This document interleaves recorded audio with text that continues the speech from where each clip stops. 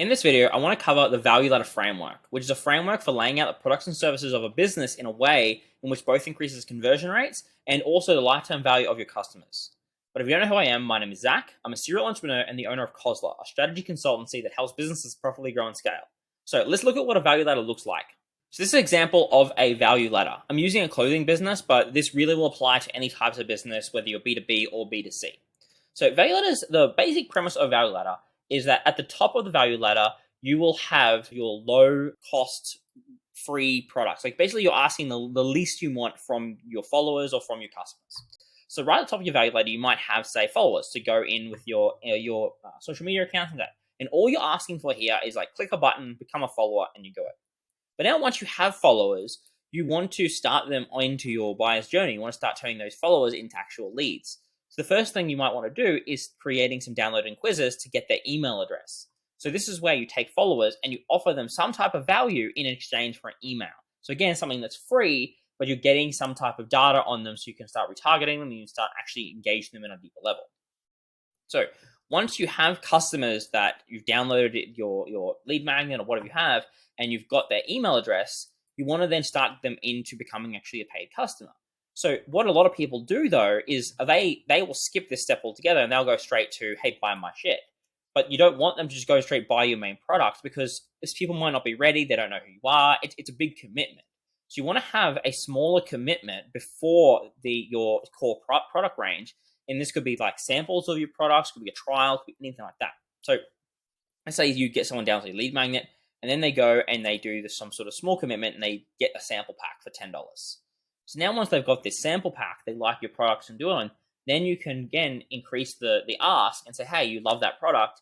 Since you love that product, you might also love buying our normal product. This is our main product range. So hey, here's a shirt that we have, or here's some goods that we have that we sell. And you might sell these for say $100. And then once you've got like your core range, you sold them that, there's going to be a certain percentage of customers that then really, really love you and might want to go and buy some limited edition products. So then they move from just buying your normal products up again to a higher price bracket to, hey, I now have these limited edition products.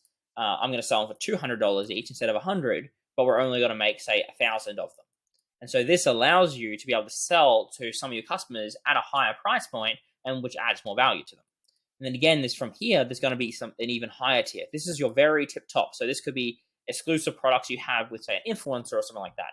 And you say, hey, you loved our limited edition products. Well, on this one, we've got exclusive products that are only selling to our best customers, and we're only making 100 of each, and that's it. And we'll never do them again.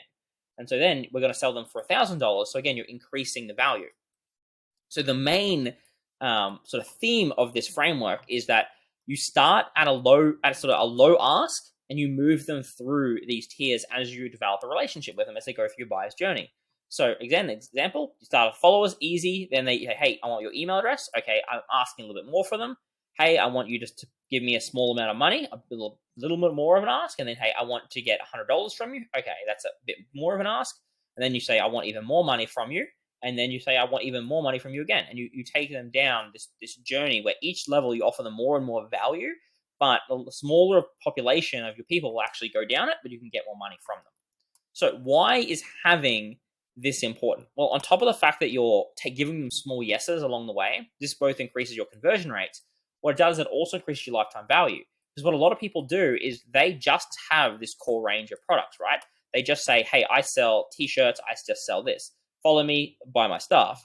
But then again, you're missing out on these bigger sales. Because if you have the core range of products, and let's say you have 100K of people that really love your products, right?